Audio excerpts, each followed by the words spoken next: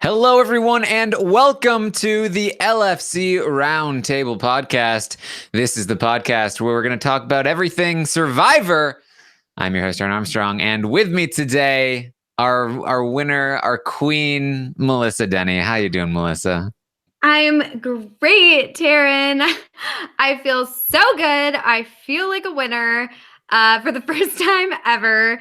And I came so close with Big Brother. And now, look at me now, Taryn. Hello. Thank you. Thank you. Hopefully I can do this again. How appropriate that it is the season, the Ghost Island season, where it's all about curses, that the Melissa curse has finally been lifted, and Wendell has been crowned the winner of Survivor Ghost Island. Also with us tonight, Brent Walgamont. How you doing, Brent? I'm doing well. Actually, I just heard that Sia was giving away $10,000 to flaming gay guys from Kentucky, and I thought I would just show up. Did I win? Did I? Anybody? No? I think it's 14,000 now, from what I heard. That's true. I forgot. Yeah, she's like, "Oh, I can send you this tax free." I'm like, "Oh, well, that's important. Thank you." I think honestly, though, that we're burying the lead, Melissa. It's great that you won. I won the Big Brother Canada draft, and I won the stock watch. I think the important thing for everybody to note is that Taryn lost everything. That's the main thing that I want to get out there. Yeah.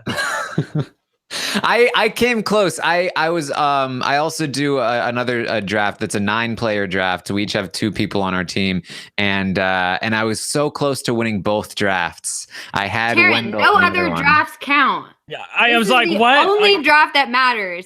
Hey, I was like, podcasters. It's with updaters. Haley Strong is in it. Lita's in it. Yeah, you know that Mariah Carey GIF. We don't know her. So that again, all I'm saying is I came close. I came close to tasting ultimate victory, but ultimately horseshoes and hand grenades. I tasted nothing. It all turned to ash in my mouth. So we are here live to talk about Survivor and everything that went down on that crazy finale. Make sure you join us in the chat room at robhasawebsite.com and send your questions in to me on Twitter at Armstrong Taryn. But let's talk about this. Dominic and Wendell go to the final tribal together, and it's a tie vote for the first time in Survivor history. Coincidentally, just after Jeff had cleared up the rules about what happens with a tie. That's crazy to me. Like, it just felt like it was going to happen because he said it. But he hadn't said it after it happened. He said it before it happened. Like, Jeff Probst willed this into existence. That is my theory, Brent.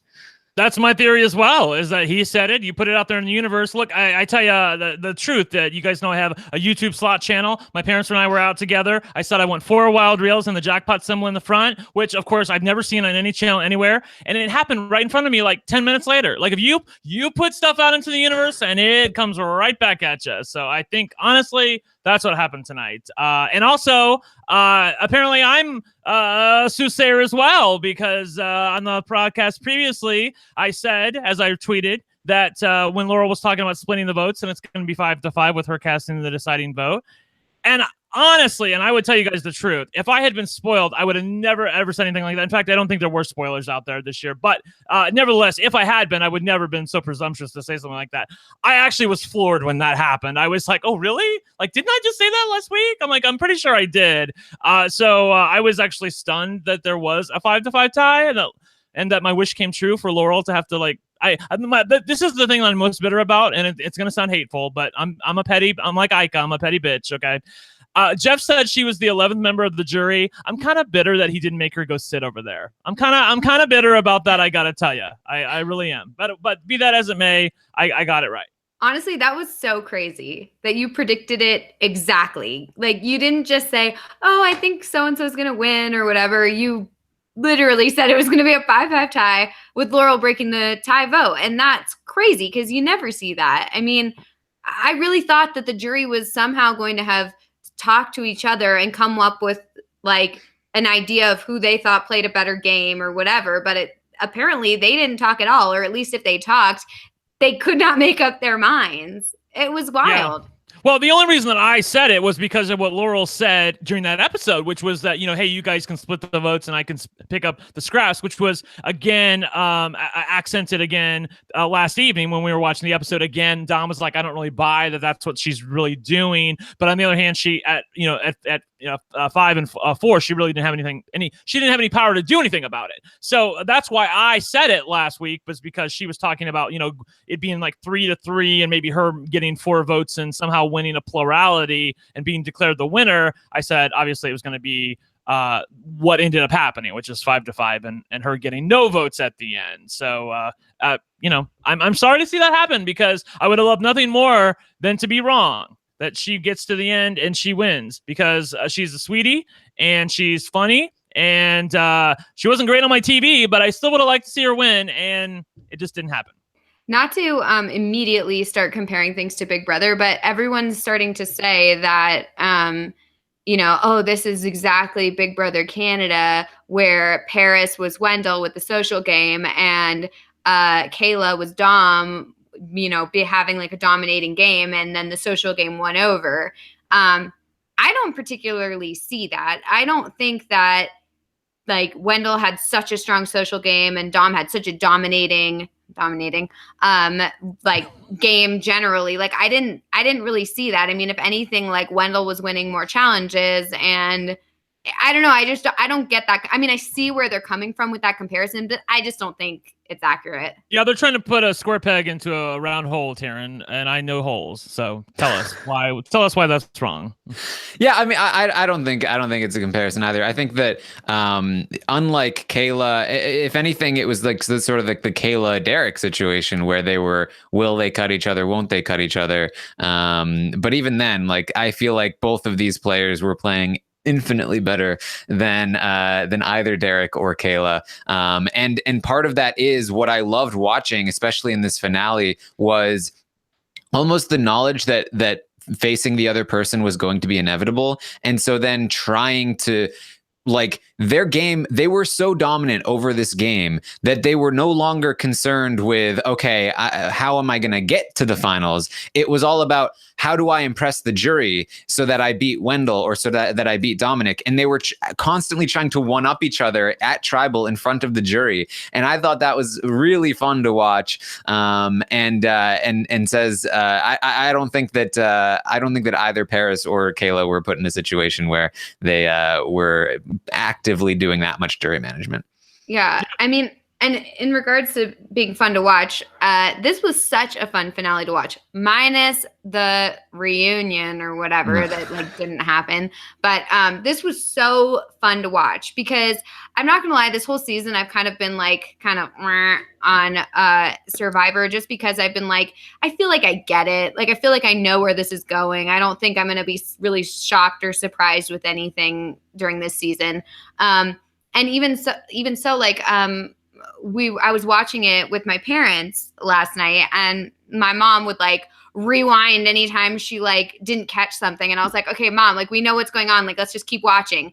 And she was like, no, I'm so excited about it. And I was like, I'm just not really into it like right now. I just like, I'm kind of like, like who cares?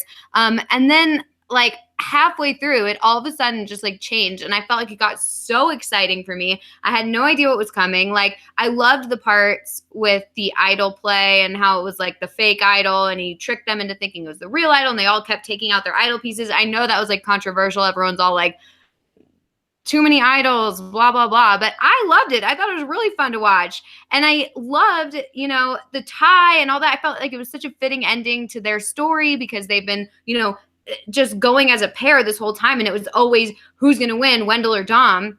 And then to have Laurel have to cast the deciding vote. Like, first of all, sorry to like go on a rant here, but I don't like that. I don't like having the third place person do it, because that's right after you've just slung mud all over each other to try and beat them. Because at that point you're like, the people sitting next to me aren't going to affect my game at all. I don't care if I upset them. I don't care if I make them mad by saying like, this was my game, I beat this person, blah, blah, blah, I'm better.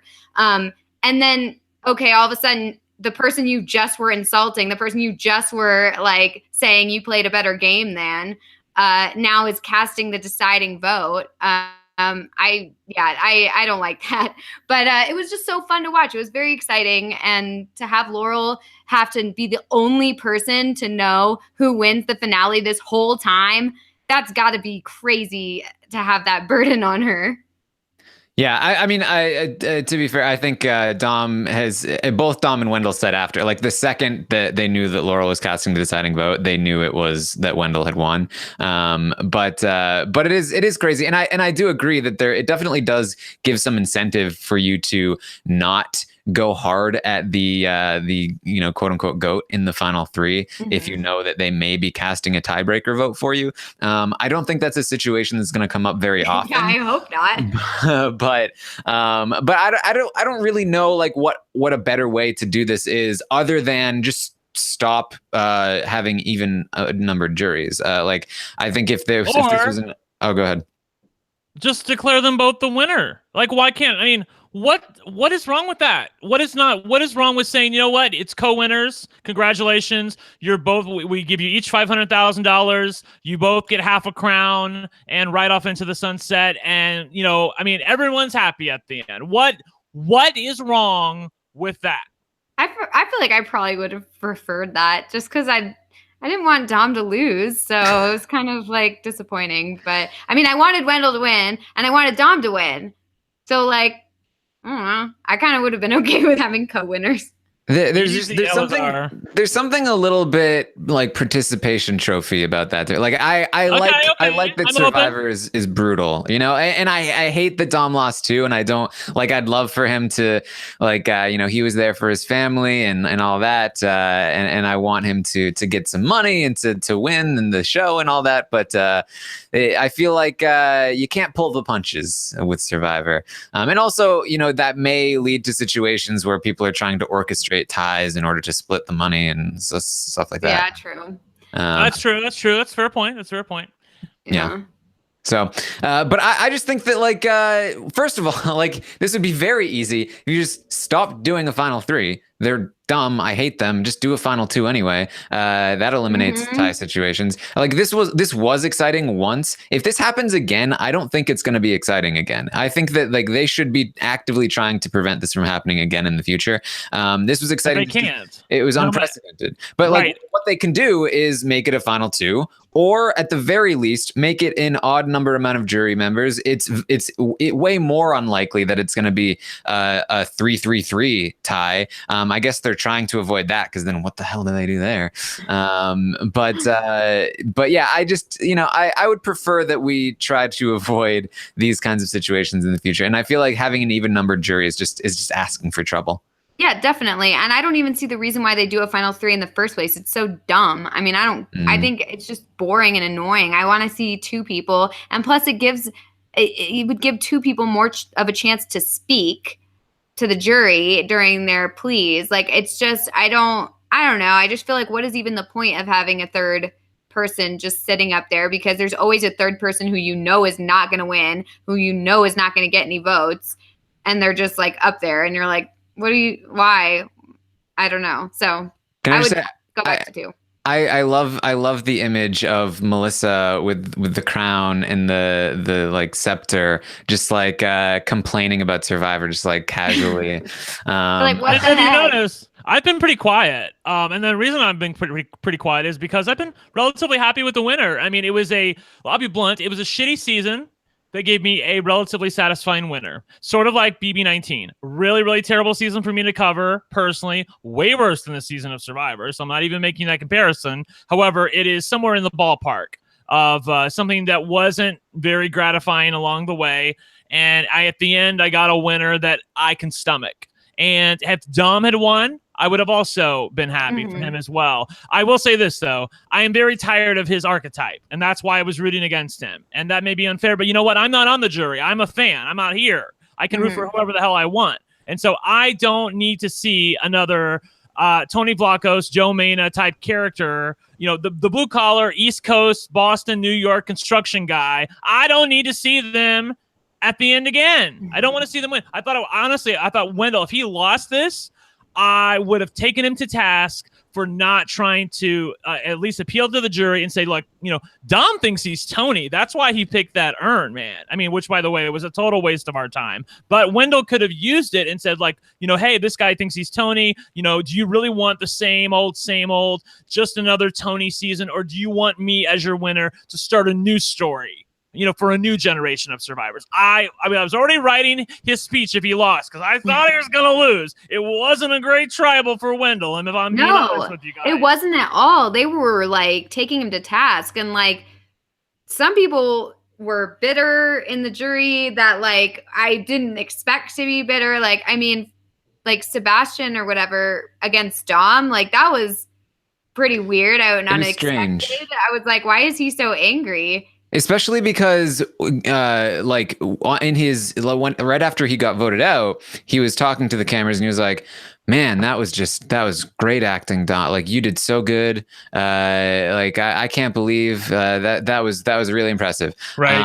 But then he comes to the final tribal council and he's like, "That really hurt. That was over the top. You didn't need to do that." And I felt, and this is totally a pet theory, I could be completely wrong.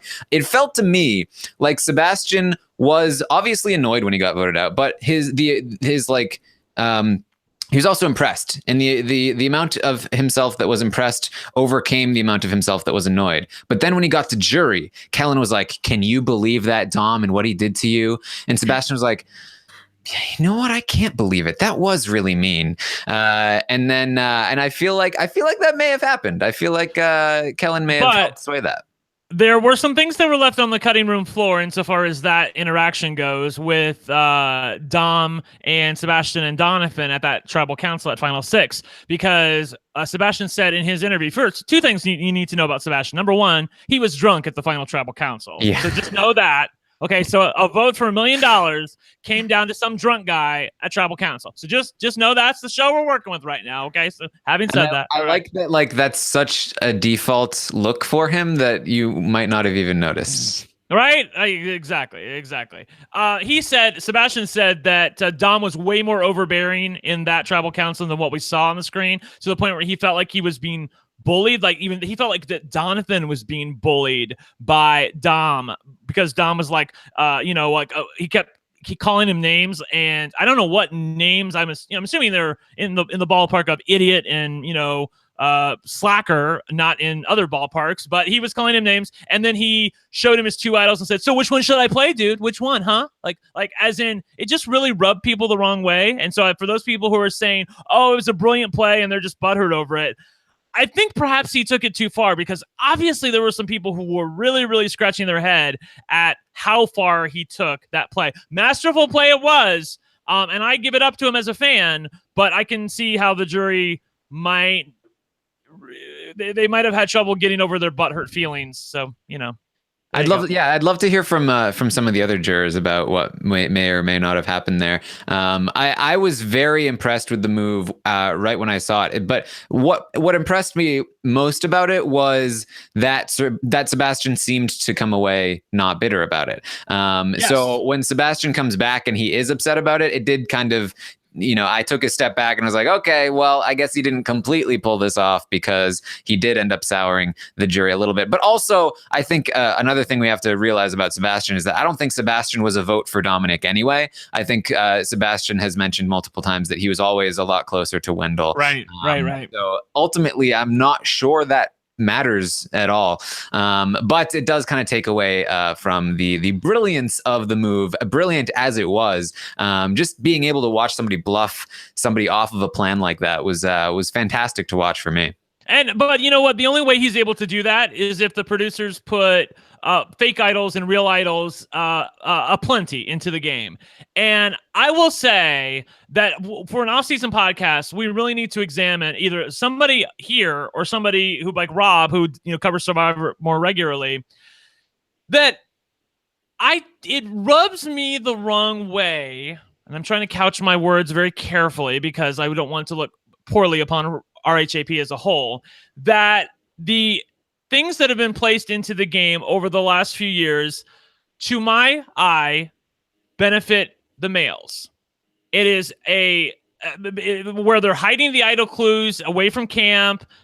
They fall into implicit gender bias roles where, like the women are expected to fairly or unfairly, actually unfairly, but the women are expected to be around camp and to be making the food and to be, thatching the palm fronds together in the early days of the show, and which is where many of these idols were found.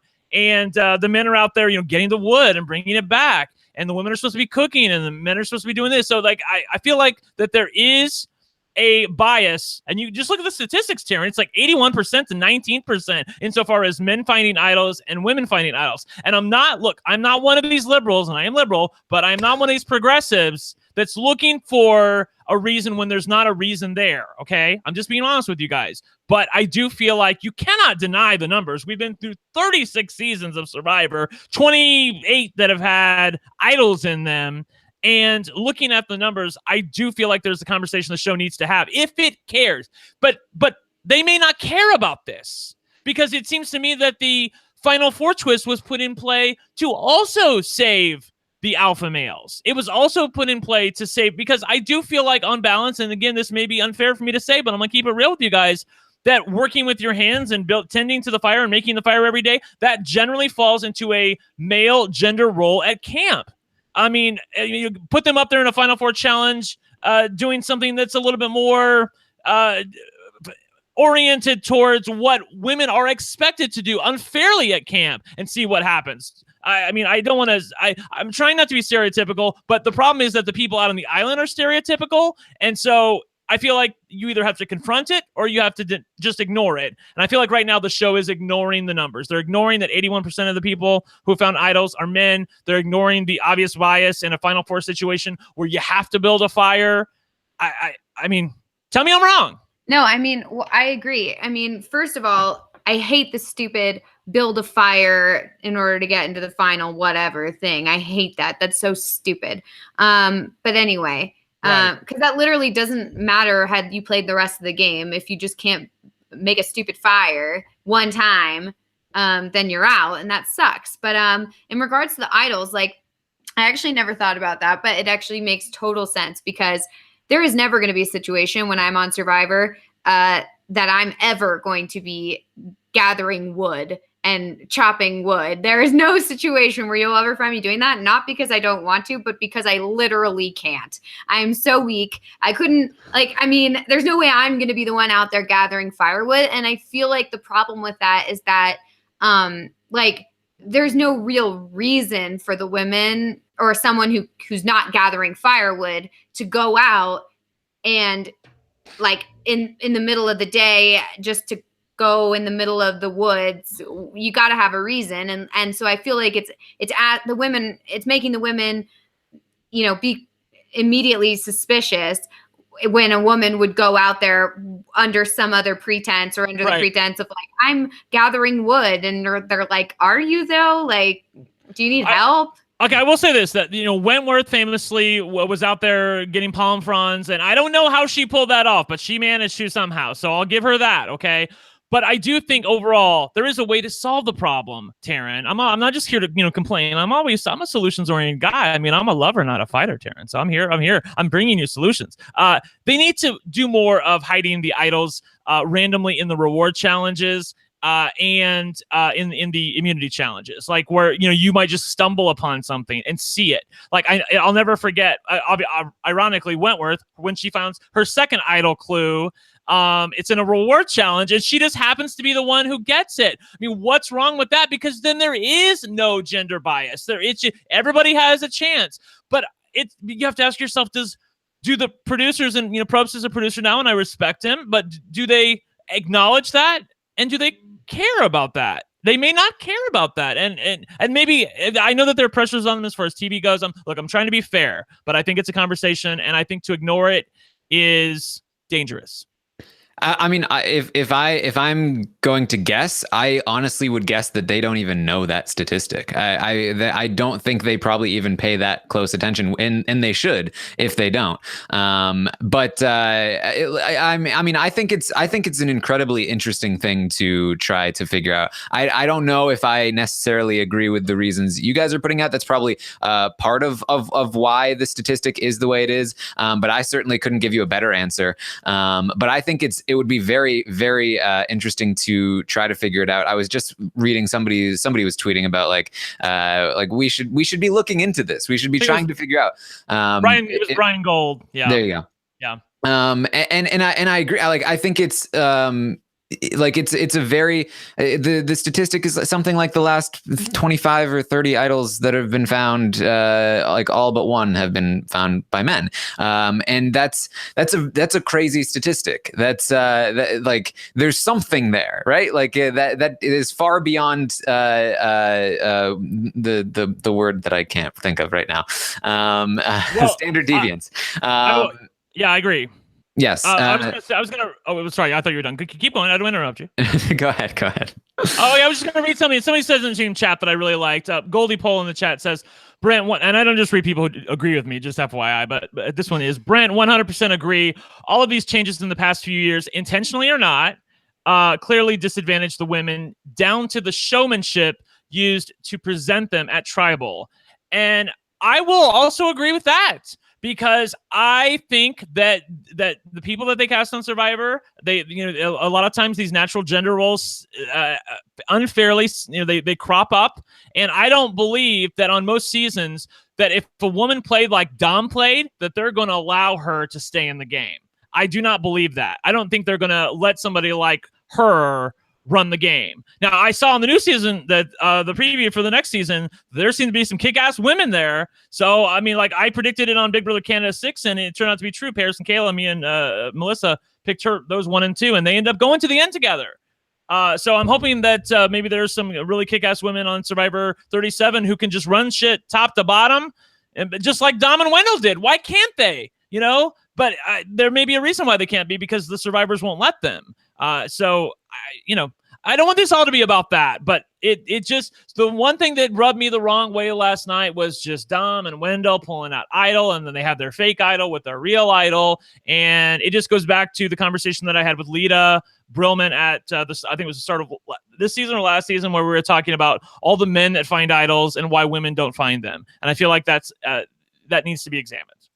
But we can move on if you want. I feel like what they need to do is, like, first of all, put a time limit on the idols. Like, I think that they should do like you get it for like whatever, 1 tribal council, 2 tribal councils, whatever. And then I think I think there should only be 1 idol in play at a time. So I think like until that idol gets used or gets, dissolved by the timer, the 2-week timer or whatever, then another idol gets into play, because that way you don't have people finding like 5 idols or whatever. Like they're not finding idol of the same person or the same 2 people or whatever. I like the idea of there being 1 idol, and the idea that, you can't just stockpile idols, that they go out. Like if you don't use it, oh well. Yeah, I feel like that's a losing battle, but go ahead, Sharon. Yeah, I mean, it probably is. It's not going to happen, but I mean, I like the idea. I personally like fake idols a lot more than I like real idols. And if they want to introduce more and more fake idols, I'm fine with that. Because I feel like that leads to better, more interesting gameplay. And it's not as much of an advantage either. So I'd like to see that. But let's also talk about this. We briefly touched on the fire making challenge at Final Four. I tweeted out last night. I feel like it's very clear now. This is exactly what this was here for. This season, this finale, this tie was exactly why they put the Final Four fire making challenge in place, because they didn't want Wendell to go home at Final Four and Dominic to just have like an easy coasted victory against Laurel and Angela. They wanted They wanted to prevent Dominic from getting Wendell out so that Wendell could be in there and that they could battle it out.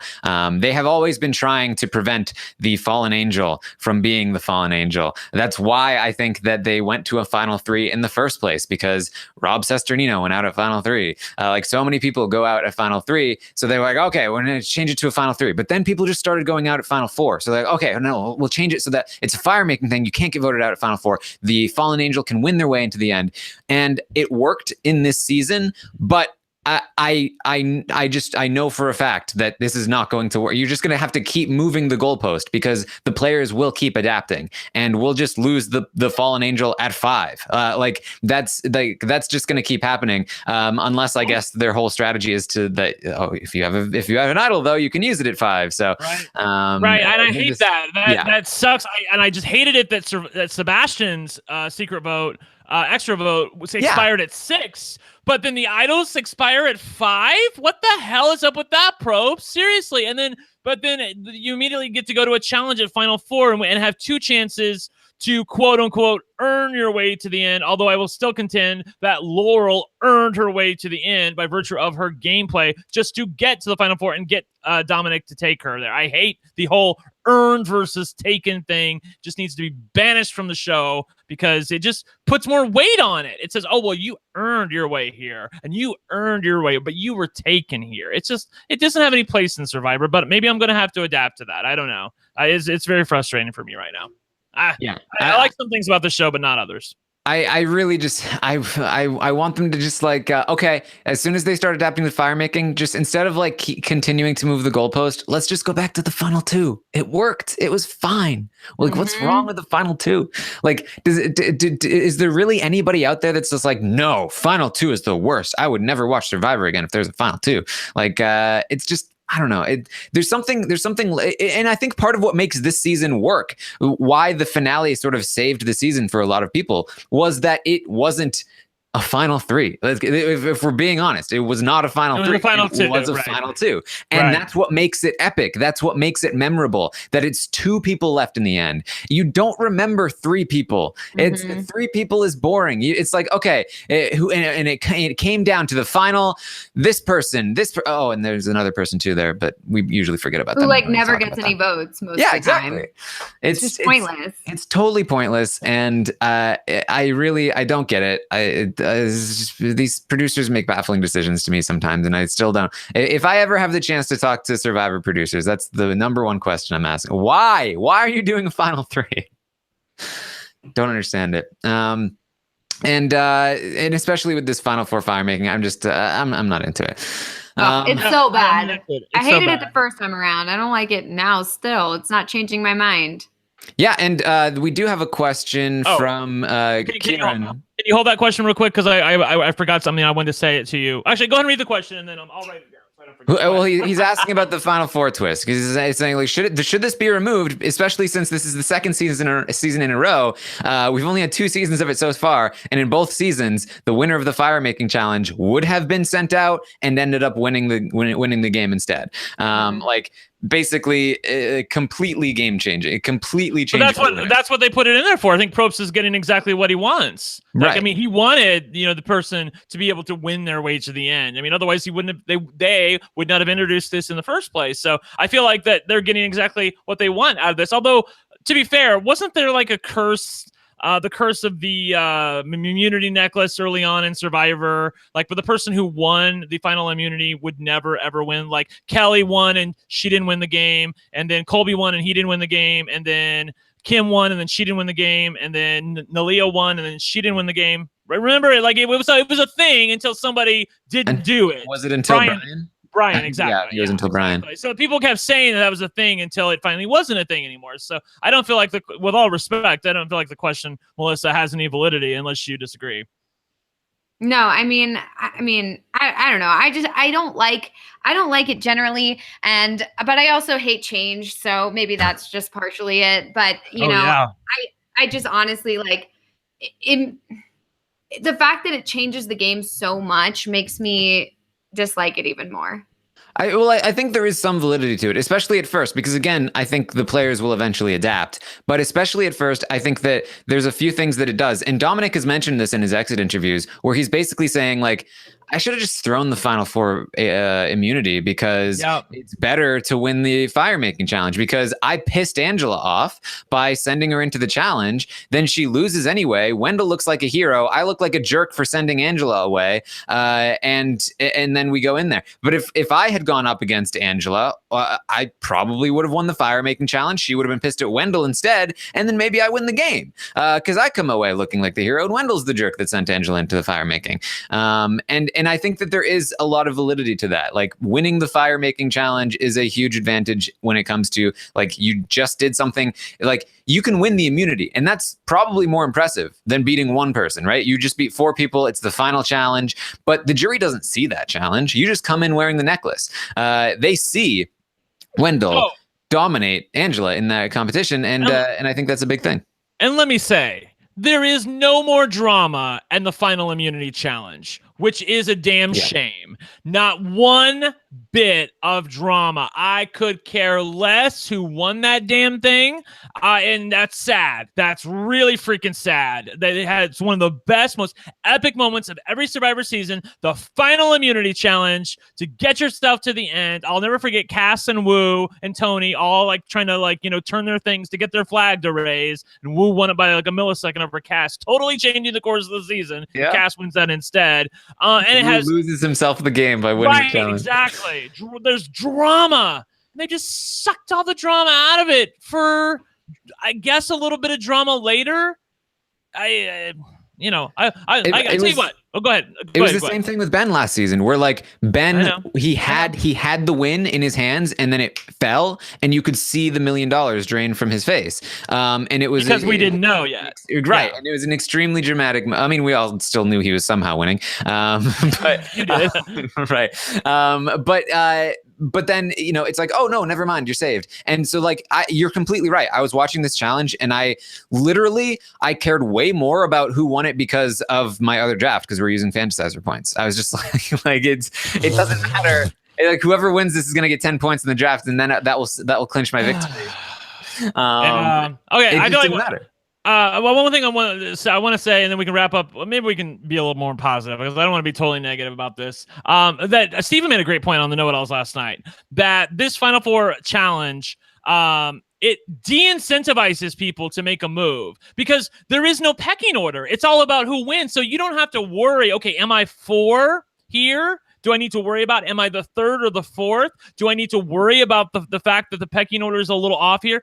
You don't need to worry about that anymore. It doesn't matter. It doesn't matter one iota. So the game, by introducing this into the game, they are incentivizing, hello, Vanessa, they're incentivizing the players to be more complacent and to make less moves, because why? There's no need to. They don't need to have the numbers when they get to the Final Four, Taryn, Melissa. There's absolutely no reason to have the numbers. It's all about the challenge, who wins that challenge, and if you trust your fire-making ability. That has nothing to do with the social dynamics of the game anymore. And so, I won't say much good about Laurel's game, but that's the one good thing that I can say about it, is that she got herself into a position where she was guaranteed Final Four no matter what. It's a losing position, and I'll come for her for that. But at least I could see that the show was essentially incentivizing her not to do anything, because it doesn't, like, let's just say, for the sake of argument, that she goes against Dominic and Wendell, and I'll come for her for it. But let's say she does, and she goes to the end with, Donathan and Seabass and Kellen. Let's just say those 4 people randomly, okay? She still can't really guarantee herself Final Four. I mean, I guess if Donathan wins, maybe he'll take her, but on the other hand, he probably takes Sebastian. I don't know what happens there, but there's no real way. There's no incentivizing for her to make a move, because she has no more power at Final Four. Nobody has any power at Final Four, Jeff. I just feel like this is such a bad play. We haven't heard anything. I wish I actually didn't read Jeff's interview with Entertainment Weekly to see if this twist is remaining, because remember, they had the no ties rule, and then they took that out. So I'm hoping that they took this out, but I'm guessing probably not. I mean, I don't know. I mean, he said it was here to stay last season, and I don't think he's reversed that position as far as I'm aware. But you're totally right in the sense, and Steven is totally right. Like, I do think it basically, the incentive is you need to flip either very early or not really at all, because it creates a dead zone there. Yep. And I think we experienced that dead zone this season. And because once you get into that dead zone, you have the exact same dilemma that Wendell and Dominic faced, which was, I can turn on them, but if I do, then I might be screwed heading into the Final Four. And if there's no solid way to get me out. If we go down to the Final Four, I can still win a fire making challenge. So as long as as long as the other person wins immunity, then I don't have to face them in the fire making challenge. I can easily beat the other two in the fire making challenge. I should be set. Hopefully it works itself out. Like I said, the players tend to adapt as much as they can, but this definitely might be a thing like Redemption Island that just like really just limits the gameplay a whole lot. I hope not, but it's they eventually got rid of that. They eventually saw the error of their ways on that. So I'm hopeful. Sometimes it takes a little while, but Survivor generally listens to the fans, generally speaking, not always, but generally, I feel like Sebastian would generally and genuinely. They generally listen to the fans. I was dying when he did that. It's I think it was with Rob in an interview where he was like trying to say genuinely, and he said generally. They do often listen. So I'm hoping that they are amicable to listening here, Taryn. All right. Let's talk some more about our final three here, but more about the two. Let's briefly talk about Laurel first, because somebody's mentioning in the chat her performance was actually pretty good. And I agree with that. JF on Twitter wanted to know, where does Laurel's final tribal council performance rank among those of the doomed players of recent past? There have been a lot of doomed players in these final three situations. How do we think Laurel performed? Because I agree. I think that Laurel did pretty well for her situation. She did about as well as she could have done. I don't think there was any chance in hell she was ever getting a single vote. But for the position being in that position, I think she held her composure and made some decent points in terms of her strategy to get there. Honestly, better points than she's making postseason, in my opinion. So I thought she did pretty well. Yeah, I think she did okay. I think it helped. And he has to watch this too, that Probst kept coming to her first every time. He's like, okay, so this is the outwit portion. Laurel, you're first up. So she gets to say all of her points. Okay, and everybody else gets to listen. So I don't know if it's an advantage or disadvantage, but she was going first every time. And I'm hoping maybe that's just editing, but it did seem like he was always going to her first. And the outplay section, at the outlast section, again, she's always speaking first. So she doesn't have to combat anything that other people have to say. So I think on balance, and she doesn't have to worry about what other people have said about her. So I think on balance, she was probably in a relatively advantageous position by going first and getting to get all her points out without having to worry about any extraneous thoughts from other people. But in the end, it really didn't help her because, as Sebastian said in his interview, he said, I quote, no offense to her, she's great, but no one was voting for Laurel. I was like, damn, that's a pretty big indictment. It's funny because if Dom had managed to get one of those jury votes onto Laurel, he probably wins the game. Because I think the vote for Laurel probably comes from one of the people that voted for Wendell. But it just wasn't going to happen, Melissa. Sorry, I'm dealing with distractions over here. Oh, okay.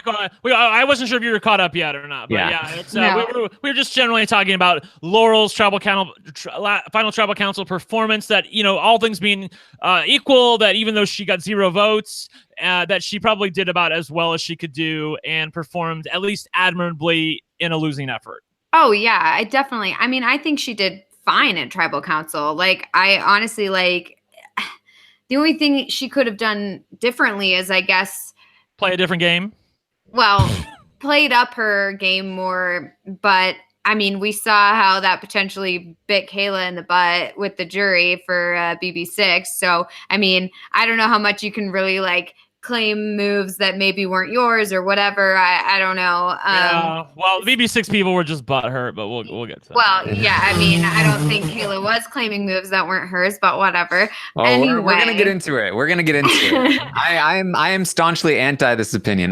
Jonathan Lewis in the chat says Laurel should have played up to Sia more. That was what she could have done better. Yeah, that's what she could have done. Okay, so let's get to the real tea because that's why you guys are here. I'm not gonna sing Laurel's praises anymore. I'm gonna come for her because she, again, in her interview with Rob and then with Entertainment Weekly, was talking about the fact that I don't know what people wanted me to do. All this hate coming my way. Was I supposed to jump over here and be, last in this alliance, even though I was last in the current alliance? And I knew, yes, that's exactly what you're supposed to do, honey, because you said over and over and over again that you cannot beat them. And I don't care what Steven says on the know-it-alls about, well, she's the hero of her own story. Maybe she doesn't really believe that. No, she said it multiple times in multiple episodes and multiple scenes, unprompted. I cannot beat them. They are a dynamic duo. If I go to the end with them, I might as well, take the third place check and go home because I'm not winning. She affirmatively said that. So Sophie makes a good point in the know-it-alls last night. Again,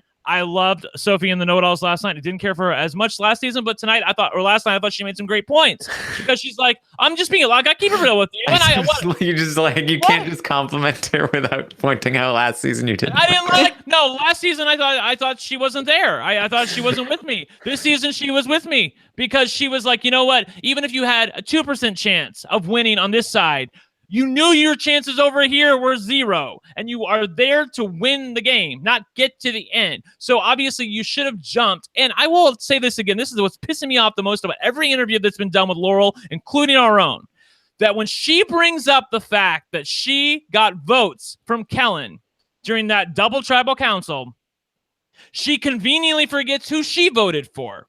She acts like that Kellen burned her trust, and that's why she could never, ever trust Kellen again. May I remind you, Laurel, that it was a twist in the game that threw you guys into a double tribal council. So there's only 5 people voting. One of those 5 people is immune, okay? And the other person is saying that he has an idol.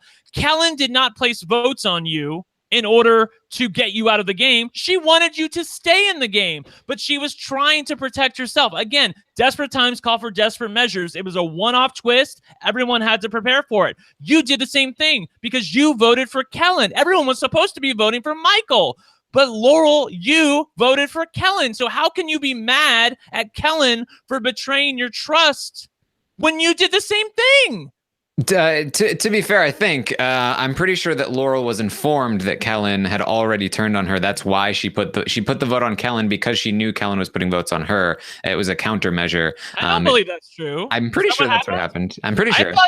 Because nobody even knew about the extra vote. They didn't even know about the extra vote. But they knew that Kellen was Kellen had proposed, let's take out Laurel to Dominic, and then Dominic went to Laurel. I'm pretty sure I'm remembering this right. Well, and Wendell said to her, look, if you want to save yourself tonight, you need to vote for Kellen. And she's like, okay. So again, she doesn't want Kellen to go home. She wants Michael to go home at that point. But she's doing it to save herself. I don't understand. So whether you're right or wrong, Taryn, the argument still stands. Again, she was trying, by her voting for Kellen, she was not trying to get Kellen out of the game. She was trying to save herself there, okay? So I don't know why she couldn't have just looked at Kellen and say, you know what, I get it. It was a twist. There was nothing we could do. We were trying to say, I was trying to save myself. You were trying to save yourself. We thought Michael might have an idol, so we were both a little gun shy. I get it. But she could never move past that and work with Kellen to try at 7. That's when she should have jumped. And you said it last week as well, Taryn, that at 7, that's when she should have jumped. And she kept saying that there's no way that she could possibly get to the end by switching sides. But that's not true. She doesn't know that. The game is much more murky on this side if she switches, and she chose not to switch. She chose to play it safe. So I'll give her credit for playing safe, but she didn't play smart. Shukri in the chat says it was Wendell that told Kellen, or that told Laurel. Yeah, I said that. Yeah, but I said it was Dominic, so I was correcting myself. Okay. But I do feel like I understand where Laurel's. I agree that it is not enough of a reason to not make the move.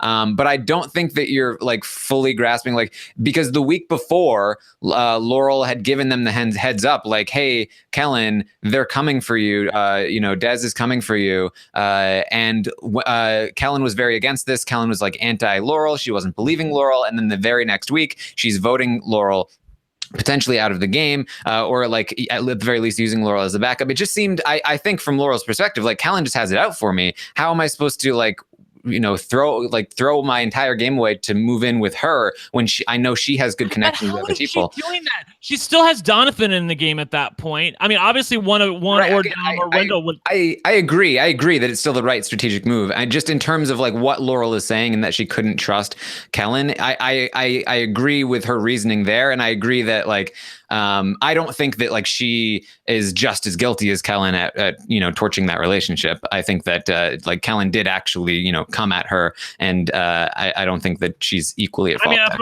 what I've heard is that Kellen was open to working with Laurel, was begging her to come to her, and Laurel just cut her off. Wouldn't listen to her, wouldn't talk to her, which is a cardinal sin in Survivor. You cannot just cut off communication. If for no other reason, then what if you get to the end, you're going to need their vote? You at least have to keep some line of communication open, and she just wouldn't do that. I'm sorry. I agree with that. Excuse that. Okay. I agree with that. I was just pointing out the area that I think you were a little off on. Melissa, what do you think about this whole thing? I think that, I mean, everyone's like, Laurel, what are you doing? But like, I see why Laurel played the way that she played, and yeah, it was a safe game. But I think she was choosing between, do I make a move now and potentially get out and not get to play the rest of the game, or do I want to stay in the game as long as possible? Maybe I won't win, but at least I'll still be here. No, not a maybe. She knew she wouldn't win. Well, okay, fine. Okay, I won't win, but at least I'll still be here. And I think that's, I don't think it's that outrageous. If you already don't see yourself as winning, then why wouldn't you want to stay as long as possible? But she could win if she got to the end with like Angela and Seabass, or Angela and Donathan, or Kellen and Donathan. I mean, this is what I'm trying to say respectfully to her, that there was a path over here that maybe has, 2-3% equity, Taryn, talking poker terms. Okay. All right. 2-3% equity. But over here, she's drawing dead. She's absolutely drawing dead. There is no way for her to win. She knows it. She said it. She said it multiple times. I don't understand why maybe this isn't what you're saying, so I don't want to say it, but it feels like you're excusing the fact, both of you are excusing the fact that she willingly took a path where she was drawing dead, rather than at least, trying to pull a card out at the end to win. I feel like that there was a path over her that again did not guarantee her Final Four, but it would have put her in a much better position to potentially win by getting these mammoths out of the game. I think it's one of those things where, I mean, she was seeing it as, maybe I don't know if she did see this other path to her getting to the end. I think that it was, okay, do I make this move and get taken out? And maybe I'm memorable, but I'm gone and I'm not playing anymore. Or do I get, worst case scenario, third place? Like, and I know that that's something people hate and they don't like that, but like, I can see where the logic comes behind it, because it's like third place is better than no place. And so I can see why just she to be might clear, do that. What we're talking about in real money, third place is about $80,000, $80,000 or $85,000. I know it's definitely around there. And if she'd gone out seventh or so, that'd be about 35,000, 40,000. So, it's about $40,000 for seventh. Yeah, I know the first person Sounds like I'm going on Survivor right now.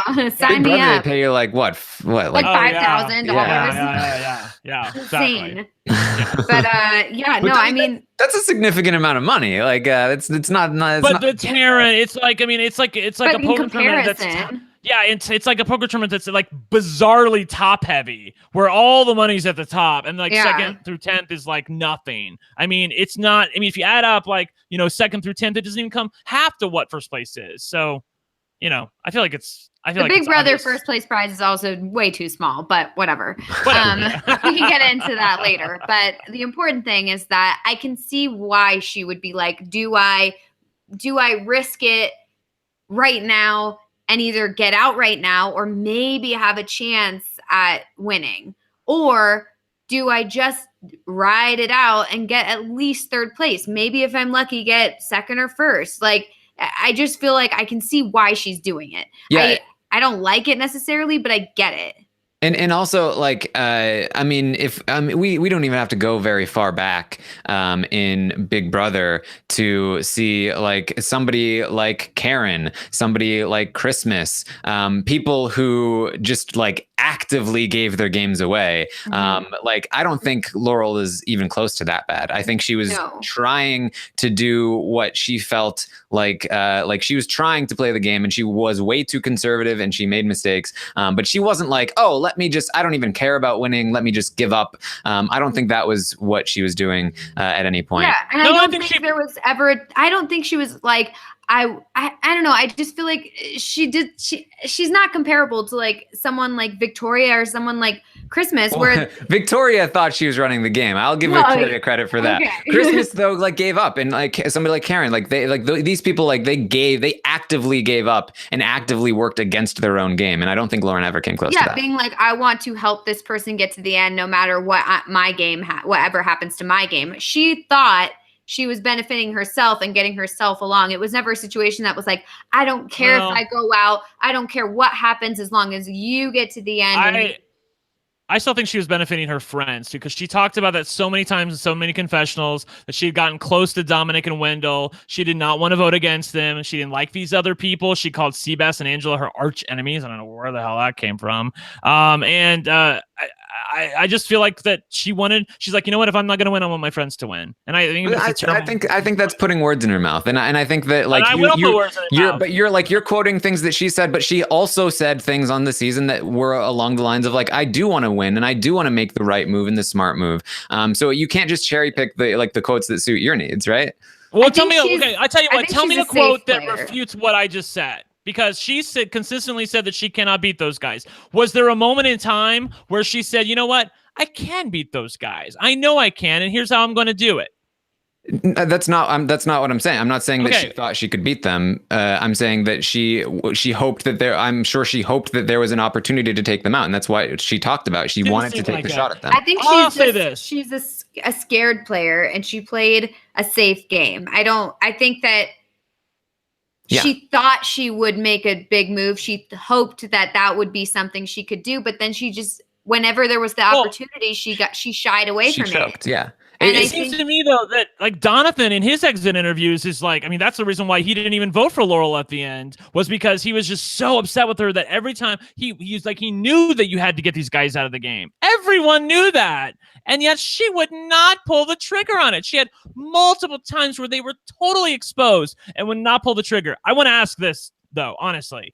Do you guys think that we got unlucky by Dominic winning immunity at Final 8? Because it was Final 8, right? Yes, it's Final 8 because that was where everybody decided to vote for Wendell. And I feel like if the vote had been for Dominic, because she had a very special bond with Wendell. So I'm feeling it like if Wendell wins immunity there or anybody else but Dominic wins immunity there and the vote goes for Dominic instead, I'm hoping that she would have been open to that. But again, watching her play this season, I feel like there's no chance. She was never, ever, ever going to vote against either one of these guys because I don't know. Well, Taryn, I'll tell you this. If you're saying that she's the kind of player who wants to win, she wants to be calling the shots, she wants to make the smart move, so then why did she do all this then? Why did she take them to the end? Why did she protect them so much if that's true? Well, I mean, I think like what Melissa is saying, I think that she had the gun in her hand and all she needed to do is pull the trigger, but she waited too long and the guy just walked up and stole the gun from her and she was like, crap, I choked. Yeah, right? Like she knew she needed to pull the trigger and she was like, I'm going to do this. I know I have to do this. And when the moment came, she choked and then she found herself in a position where it was too late. And it's not like at Final 4, she was like, Dom, please take Wendell. I really need Wendell to be there. She still fought for herself to be there. Like she still was self, but that's more than we can say for some of these other people that I'm talking about. Yeah, but these other people suck. And you know what? Can we at least come for Angela? Can we do that? Because for blowing the plan. Well, yeah, that was so ridiculous. She's like, I'm so excited to finally be a part of a plan, and then like 5 seconds later, she's like, does the exact thing that would make someone not want to make you part of a plan. Yeah. I mean, she's just. This is okay. So I've come for Laurel. Okay, I'm done now. So this is the person that Laurel was playing with. This is Angela speaking to our own Rob Sesternino about Sebastian and her relationship with him and why she had to blow up the plan to get Sebastian out of the game. So this is Angela speaking about Sebastian. Here we go. Let's listen to her. But look at the guy. Everybody loves him. So as far as a personal aspect, it was a horrible move. But for my strategic game, it was perfect. You felt like that if Sebastian gets to the end, he'll be the person that ends up getting all the votes? Absolutely. And I didn't think I would make it to 4 because I thought that, you know, I would get knocked out a lot sooner. So I definitely did it for my game-wise. So she's such an idiot. Like she's did you even hear her, Taryn? She's like, well, I thought I would get it knocked out a lot sooner than 4. Honey, you're at the final 6 right now. What are you talking about? You're such an airhead. I can't even. And she lives in Cincinnati, like 15 minutes from me. Like her stupidity is already clouding my brain.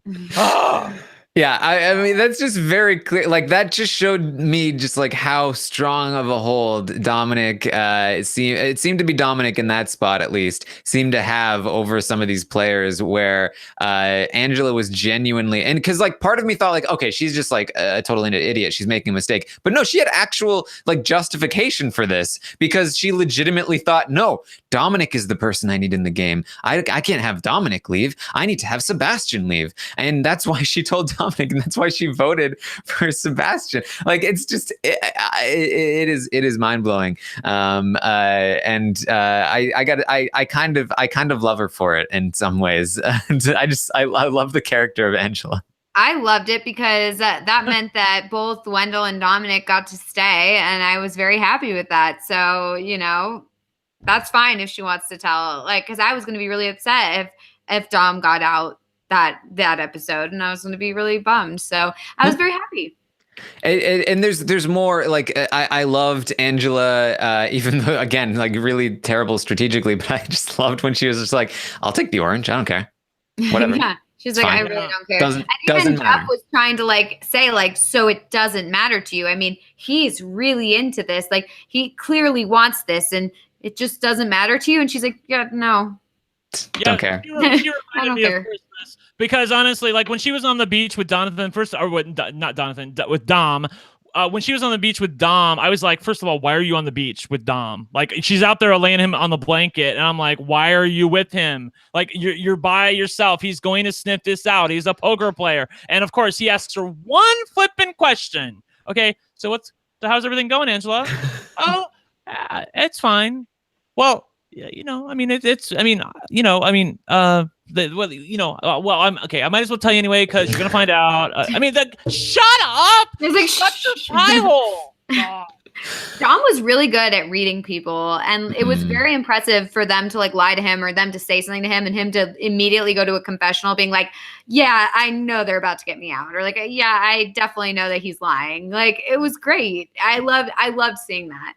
Yeah, I mean, I think we saw like top level play from both Dom and Wendell. But I remember something I want to tell you. Okay, so best Sophie moment of the Know-It-Alls last night when she described this final 6 as being a game of Risk online where there's 2 human players and 4 stupid computer players.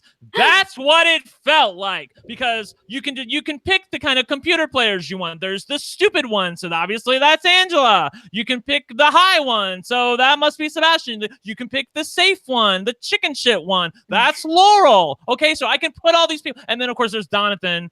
Whatever. Again, just please, Taryn. He's the wild card. Keep me on a season of Survivor so I can get to the end and be shady to everybody, inflame myself, and then get $10,000 from Sia. I would love to do that. And then I realize I'm not the nice cuddly gay that apparently Survivor likes. So it's Would you prefer to play Survivor or Big Brother? I probably would play. I'd probably rather play Big Brother because then I could I could theoretically be like Paris and talk to you all while the stuff is happening, and I could sort of apologize for my shit as I go along. Whereas on Survivor, I'm at the mercy of the editors. Yeah. So yeah, I would probably like to play Big Brother. Plus, I'm a lazy, piece of what, and I don't want to be on an island working. I'd rather be in a house where there's food. Yeah. Oh, same here. I could not play Survivor. I would only play Big Brother because like Survivor, like there's no way I could do any of those challenges. I get winded just like walking down the street. Like there's no way I could do any of that stuff. And like the survival aspect, like I love food and I love the live feed aspect of it. It's great. So yeah, no, Big Brother is more. Big Brother. Taryn, how about you? I've always I've always been Survivor. It's Wow. it's Really? shorter. Okay. It's shorter. It's got double the prize money and some great non-prize money apparently. Yeah. Here's the thing. I have to hope that I'm going to be good at the game, right? Like otherwise, why am I going on the game? And if I'm good at the game, then I want the game with the less variance. There's more variance in Big Brother. The less variance there is in the game, the better the chances that you have if you're a good player. So Survivor is a game that I think that I would be able to I feel like I'd be slightly more successful at. I feel like you're such a traitor. Not traitor. You're a member of the LFC, and you're like, yeah, no, it's Survivor for sure. Like, what the heck? Hey, up the prize money, and also the live feeds. should. I'm not that interested in being on live feeds. Hey, you're on Twitch 24/7. It's different. Thirsty on Twist. Twist. Twist, I know, right? I want to talk about Wendell a little bit because I really, really, really enjoyed watching Wendell. One of my favorite things about Wendell was just like how cool, calm, and collected he was the entire game. I loved that he'd have like that pick in his mouth, just like casually doing everything. He would stare people down. I loved that at the end of the fire making challenge, when he knew he was going to win, he just stared at Dominic as it burned the rope. I just loved that about Wendell. And there's a story that Angela told after the season. She said she said some conflicting things. I don't know if this is true or not, but one of the things that she said, I think she said it to Gordon Holmes, was that when she was in the voting booth at Final Tribal, she was still unsure about who she was voting for. That Wendell had kind of swayed her in the speeches a little bit, and that she was thinking, okay, if I look back, like I just need to like see. I just need to see if I have if I can look back and see if I can have a connection with them. She looks back, and Laurel is looking sad and dejected. Dominic is looking nervous, and Wendell is staring straight at her, and he makes eye contact. And she said, in that moment, I knew I was voting for Wendell. And that's just so perfect for me that Wendell might have won the game because of that, just like cool, just staring at Angela at the back of her head as she votes, and then she turns around and he's already looking. I just love that might have been the thing that tips the scales and wins Wendell the game. I did. Yeah. Oh, I did notice the pick in the mouth during the Final Four immunity challenge, because he's there like trying to balance on that thing to get the balls up there and the stands up there, and he's got like a pick in his mouth the entire time. It just looks so cool. I was like, I wish I could do something like that. Like that, you know. Yeah, it's I really like that. He was like some kind of anime character or something. It's fantastic. But I mean, one of the things that we need to talk about, first of all, do we think that Wendell played a better game than Dominic? This is obviously something that has been talked about a little bit. It's been something that's been going around, especially with Big Brother, with bitter juries. Was this a bitter jury? Did they pick the right winner? What do you think, Brent? I don't know. It's harder for me to say because I didn't see all of this game. I mean, I saw almost all of the game on Big Brother Canada 6. So when Johnny is snapping his fingers at me going, well, I'd pick Paris time and again, and I'll snap my fingers all day at you. I mean, I'm over here going, I'll snap my fingers at you because I saw what game Paris played, okay? And I saw what game Caleb played, and you're acting butthurt and you just don't know it. But be that as it may. We'll get to that later on. I feel like that, honestly, that they were really two deserving winners. I did not feel that way about Big Brother Canada 6. I felt that Paris was a deserving finalist. I did not feel like she was a deserving winner, respectfully to her. And she has, I'll just say that I respect her game, but I felt like someone played a little bit better than her. How's that?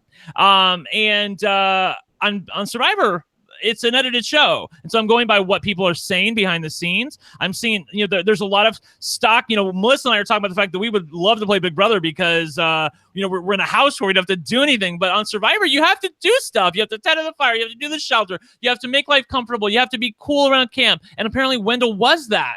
And, he was like doing things for people and making them comfortable. And it's all those little things that you do for people that sometimes can add up to a vote in Survivor. Sometimes people put stock in things like furniture. Sometimes they don't, but sometimes they do. And when it does, it pays off in spades. And I feel like that given how close it was, that it's not on, that I don't have enough knowledge to be able to say that this jury was bitter. Okay, I'll say that I feel like elements of the Big Brother 6 Canada jury are.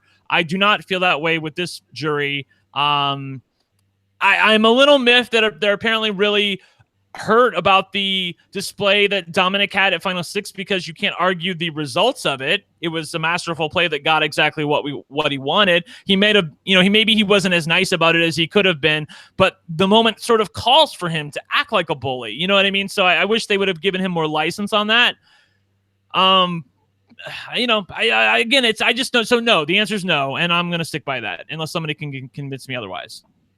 Yeah, I mean, I don't believe it was a bitter jury, but at the same time, yeah, like Brent said, like we don't have enough information to really know. But from what I can see, I don't think it was a bitter jury because I don't think that they were awarding Wendell the win because they were voting against Dom, or I don't think they were voting for Dom because they were voting against Wendell. I think that they were just voting for the person who they thought played the better game. Right. And I could see why they would vote for each of them. So it wasn't like, well, what the heck? Why are they voting for this person? I could see why they would vote for that. The only person who I sort of feel that way is Kellen. I would like to hear from her to find out her motivations in voting for, because I feel like Dom is more her kind of player. You know, he's a little ballsier, a little more like he's the coach. He's not the assistant coach, which is where I feel like Wendell was. He's like in the Ethan spot where he's letting Lex lead and be the bad guy, you know, be the mouthpiece, so to speak. So I feel like that she would identify with that more. But there are just things that we just don't see on Survivor that we do see on Big Brother. And, for comparison, just so you know, I did say that the Aubrey jury was bitter, and I did say that the jury last season on Survivor was bitter. And I'm sure you're going to say, well, Brent, you didn't see all of those seasons either, so how can you say that? I respectfully feel like I have enough information on those specific seasons and what people have said after the fact to be able to make that determination. And from what I saw on the screen, I felt like they were, but at this time, I felt like, I agree with Melissa, I felt like there was no real vote that was against somebody. It was all votes for somebody. And I don't feel that way about Big Brother 6. I do feel like, I'll save that for then, but I don't feel that way. Yeah, I mean, I agree. I think if you level that claim at anyone, I think it would be Kellen and Sebastian. But again, Sebastian and Wendell already had a bond, so it's not that surprising that Sebastian votes Wendell.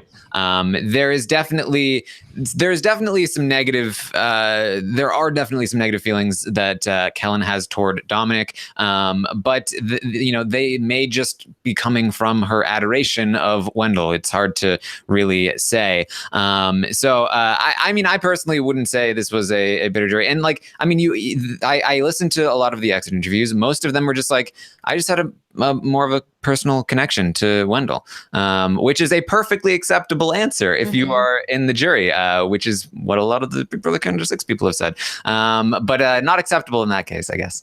But yeah, I think that it came really close. And I think that it went to, they were equally deserving. And I really think that. And I think, yes, I think that Dominic ultimately played the more dominant game. I think he was more active in getting them to where they were and where they went to. Also, something that you probably need to consider at least a little bit is that, and somebody asked this question, John Heddles wanted to know, when putting Wendell's win in historical terms, is he handicapped by the fact that he had to rely on fire to make it to Final 3? He would have been 4th place in seasons 1 through 34, essentially. And I don't think that you should handicap him a lot, or maybe even that much at all. But there's definitely just like a little bit of something there, right? Like it's just a little bit, just a little bit. I think just a little bit, Brent. Yeah. Well, I mean, I guess I have to say no, and here's the reason why. Because I feel like this twist is going to stick around, much like the Final 3 did. Sure. Like we've said before, would You'll have won if it had been a Final 2, blah blah blah blah blah. I don't know. I feel like that you sort of have to, insofar as Survivor goes, you sort of have to take the game that's played in front of you. And I think they're probably going to keep this twist because Jeff probably likes the fact that there were 2 people at the end who were viable candidates, and it was an interesting tribal council. But I do feel like you miss those times where, I wish we would go back to a Final 2, Taryn, where do you vote for Wu or do you vote for Cass? Like if you had taken Cass in, even though they were 2 completely ridiculous people, you have to make a determination. I always go back to like the Vanuatu finale where it's Chris and Twyla. Twyla was hated by many of those people, and yet she got 2 out of 7 votes from people, just because they hated the other person more, So I love stuff like that when people are deciding between, what's the lesser of two evils. That to me is intriguing television. I don't always need to see a hero edit. I like the villain edits many a time too. So, I'll just put that out there. Yes. One question I asked on Twitter, because I've really been thinking about it a lot. There are some answers that people come up with, but I'm like in thinking about it, I cannot think of a more even and dominant final two in any other season. And there are examples. Ozzy and Yul, Amanda and Parvati are two of the biggest ones thrown at me. But just in terms of their dominance over the game, Dom and Wendell, and then they were both incredibly capable of winning the jury as well. Mm-hmm. Because Steven and JT is one that comes up, but obviously JT completely dominates Steven in the jury vote. So that's not really what I'm like looking for. I'm looking for they were both so good at all aspects plus jury management that it came down to really, really, really close vote. And I think that Yul and Ozzy, definitely that's one that also came down to it. And I think a common factor there is that Yul and Ozzy were prevented from taking each other out because Yul had the God Idol and Ozzy had the crazy immunity streak. And I think that's what's necessary to create a final 2/3 that is that close. And I think that I don't know. I think it's an interesting question. What do you think, Melissa? Yeah, no, I totally agree. I think that in recent memory, they're the most dominant, most equal final two we've seen. And I think that's what made it so cool. Because a lot of the time you get people who go down to the end and you kind of already know who's going to win. But for this one, I mean, not only were they very well matched, but they also were working together and making most of their moves together. So it's so hard to decide who is the more dominant player because they're really working together and doing the same things. I mean, the only things you can really compare then are, personal relationships, their challenge wins, and their use of idols. I mean, that's really the only thing you can compare when they're making the same moves together. So I thought it was if I was in the jury, I feel like it'd be really hard for me to decide. And I think what I would have decided on is their final pleas and their final jury questioning, which I thought Dom did a much better job. I felt like Wendell was kind of struggling and giving them answers that they weren't looking for. And I thought Dom was doing a really great job. So I was actually surprised that it ended up in a tie because I kind of thought Dom was going to take it. So it was interesting to see how it all played out. I also agreed with what they said on the know-it-alls last night, that I felt like that Wendell was trying to be something that he was not. He was talking about, well, I'm the mastermind. No, honey, you weren't. I mean, let's be real. You were not the mastermind. There was no mastermind this season. You guys worked as a team. You worked as a threesome. You were all bouncing ideas off of each other. There was no true mastermind. He should have said that. So I think it was Sophie, but maybe Steven said it last night. And he performed badly early on in that tribal council. I do feel like he picked it up later on, as they noted last night, where he started to just be a little bit more himself and concentrate on things. Basically, don't play the final tribal council on Dom's terms. You have to play it on the terms that you were good at throughout the entire game. Don't just try to become an entirely new person at the final tribal council and say, I was the big mastermind the entire time, because that doesn't work. I think if I'm being honest, I think he was lucky in the end that he got away with a win, because that final tribal wasn't anything to write home about. And just the mechanics of it all, you consider if Dom had sent Laurel to the jury. If he had taken Angela to the end and he had sent Laurel into the fire making challenge with Wendell, I know he didn't want to do that because he probably thought that Laurel is a vote for Wendell if she goes over to the jury, and I don't want to give Wendell a free vote. So he'd rather take him with him to the final tribal. That way it prevents her from getting on the jury. But in hindsight, obviously, it being so close, if he takes Angela to the end and puts Laurel in a fire making challenge, Laurel goes over to the jury, presumably loses fire to Wendell. It's still 5-5 because Laurel's going to vote for Wendell. But now Angela's casting the deciding vote. And Angela, as somebody who was taken to the end by Dom rather than being sent to her slaughter, now has more incentive to cast the vote for Dom. So that's the only or he was, I know he was considering making fire, but I don't think that was viable unless you absolutely know that you cannot beat this person at the end and you need to knock him out. So considering that it was 5-5, obviously he didn't know that, so that wasn't viable, but maybe the other way was. Yeah, just to quickly put that to bed, unless you guys have any disagreements with this, I think the plan to give up immunity and make fire, obviously, in hindsight, maybe it was the better move. But in the moment, I don't think there's like any percentage that that's the right move. That would have been he should regret it at all. Stupidest move. No, yeah. I would have been like, you're an idiot, because yeah, maybe it ends up working out in the end, but the chances of you going home are like insane. Like, why would you give up?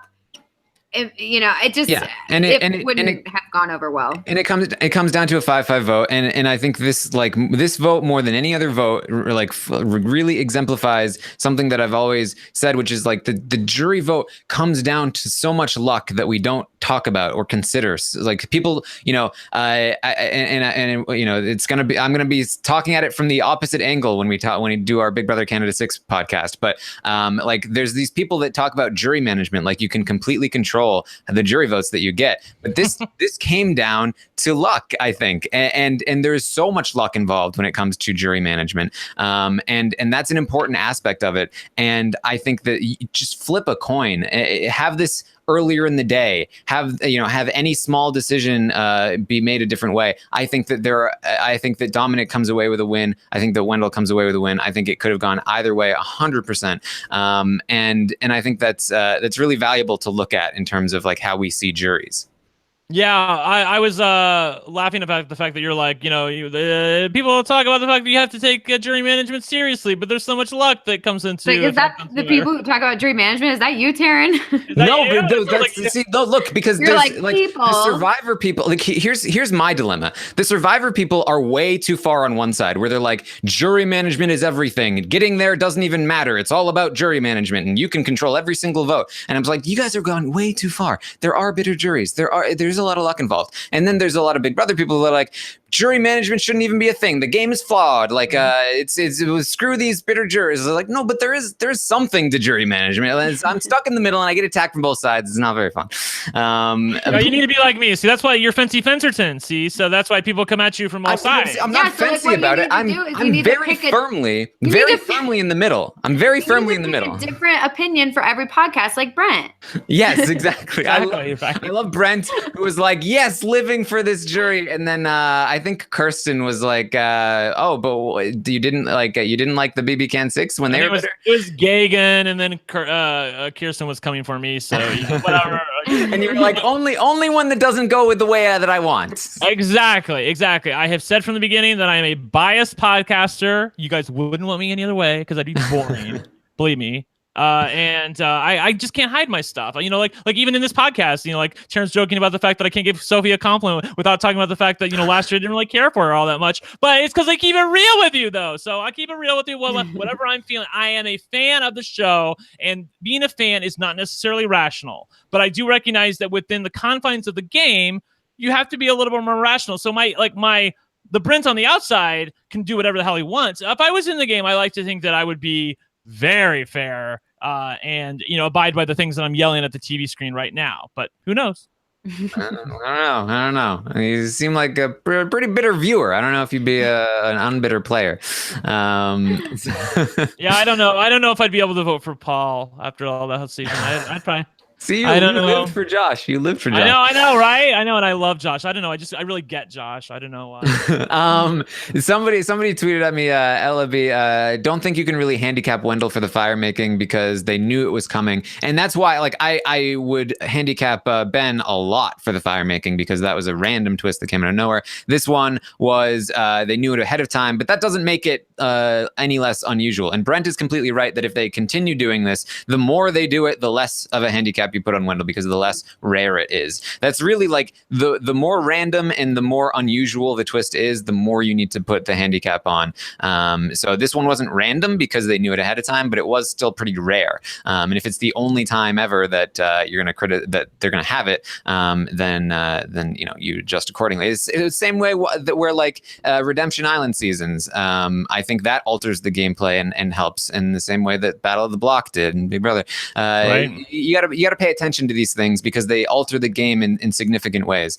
But nevertheless, I do think this is the best final two of all time in terms of dominance over the game and ability to win a jury from both members. I'm going to make that call. I know a lot of people are going to say Parvati and Amanda. I think that's a decent choice. I think Yul and Ozzy is a decent choice.